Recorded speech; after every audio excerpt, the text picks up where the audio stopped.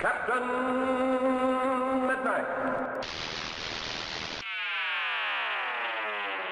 This video is brought to you by CuriosityStream, and has spoilers for the run of The Office.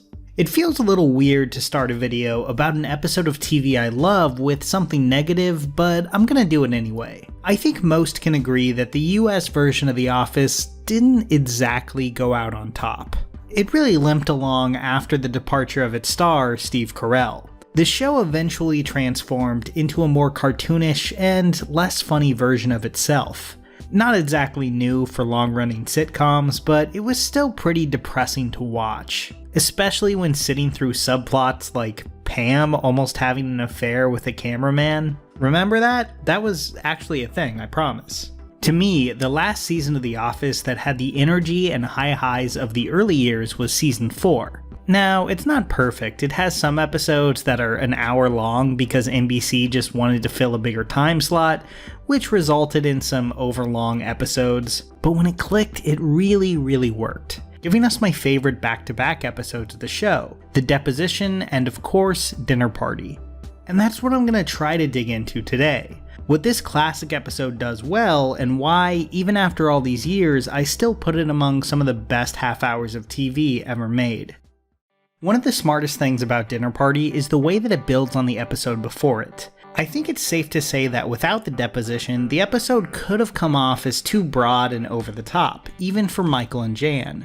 But we find them at a very specific point in their relationship. In the deposition, Michael is hilariously backed into a corner where he's put in the crossfire of Jan's lawsuit against Dunder Mifflin. And both sides humiliate him, but Jan using his journal for evidence without him knowing is a bridge too far, and he ends up siding against her. But they're still together, and from the end of that episode, it's pretty clear they're not even going to talk about it. They're just going to let all that anger and resentment sit and stew. Which is just about the best possible setup for Dinner Party. Hanging out with Michael and Jan under normal circumstances would probably be awkward, but now all of that is turned up to 11. With every old argument and embarrassing disagreement coming to the surface. Like David Brent before him, one of the things that makes Michael Scott so funny and uncomfortable is the fact that there's this huge gulf between what he tries to convince us and himself his life is like, and what it actually is. He wants us to think everyone loves him, he's the most funny boss around, and he's actually really good at basketball, but he's just having an off day. Oh, come on! What is wrong with me today? Usually hit those. When the cameras are around, at least, his entire life is kind of defined by trying to sell us the version of his life that he wishes he had, and that definitely goes for his relationship with Jan. The episode begins with Michael pretending everyone has to work late just to make sure Pam and Jim aren't able to find an excuse to get out of his party, which is a very Michael Scott move. Deep down, he knows his guests don't want to be there, but if he has a chance to pretend that Jim and Pam are his close friends for a bit, he's gonna try to make that happen. But let's get to what I really think makes this episode so great, and it has to do with horror author H.P. Lovecraft. What was that? Okay, only sort of. Let me explain. The best part of my favorite Lovecraft stories is when we see that the horrors of the universe are so much bigger than we realized. Entire vistas of the unknown open up to the main character as they begin to see they're only scratching the surface of something terrible that they cannot begin to understand. And if you're sitting there going, is this guy really about to compare Michael and Jan's relationship to Lovecraftian horror? The answer is yes, I absolutely am. What's genius about Dinner Party is we only get small glimpses of how dysfunctional Michael and Jan are. There's just so many details, big and small, packed in here. From the fact that they clearly had a fight over whether Michael could keep his Dundies, to seeing that Michael has to sleep on a tiny bench below Jan's bed despite the fact that they have a whole room going unused. It just gets worse and worse, as Jim and Pam are there to slowly witness the unraveling of just how deep these issues go. If that's not Lovecraft's story structure, I don't know what is. I probably don't have to talk about how great Steve Carell is in this episode, that's obvious, but I also wanted to highlight Melora Hardin's performance as Jan, because I think this is probably her best episode. Jan's character arc is a minor one in the grand scheme of the show, but it's a surprisingly well executed one.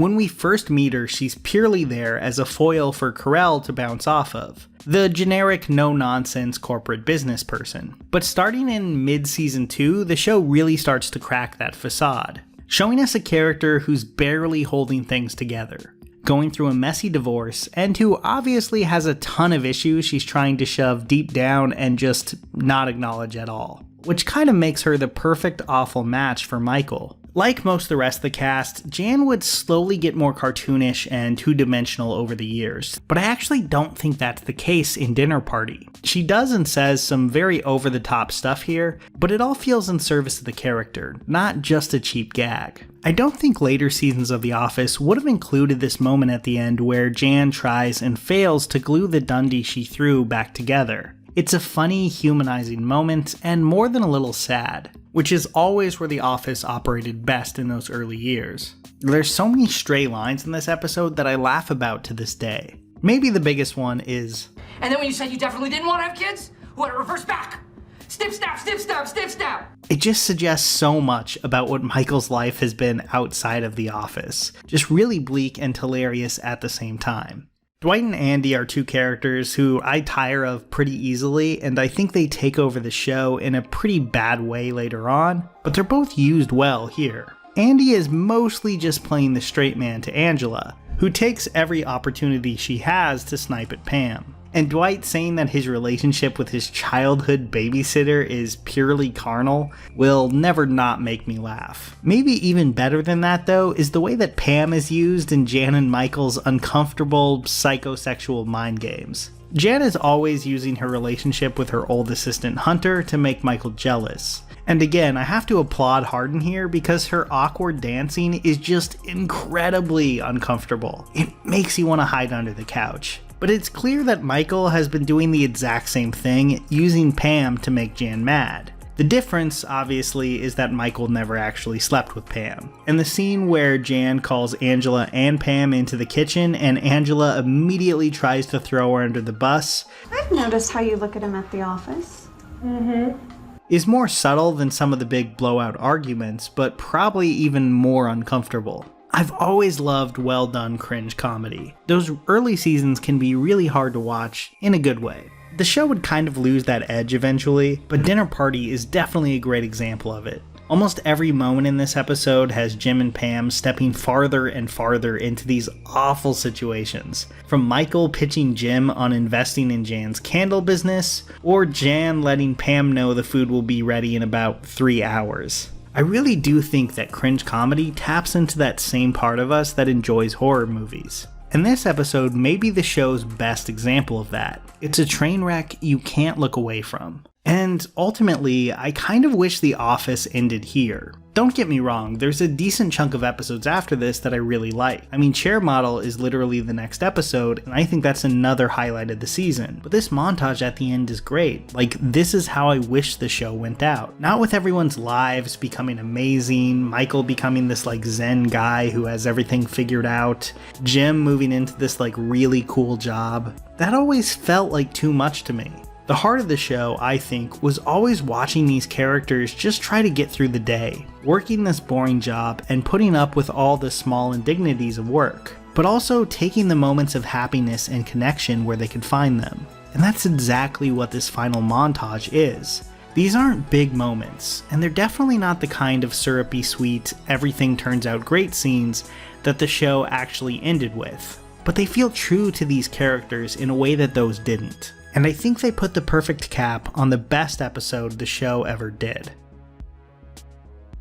Oh, by the way, one of my favorite goofy little character details this show did was giving Dwight a 1987 Pontiac Firebird, which is objectively the most Dwight car on Earth. If your taste in cars is a little different than that, I highly recommend the series Classic Cars on Curiosity Stream. This show is great, and it gets into all kinds of cars from the 20s to the 60s in a way that's informative and super entertaining.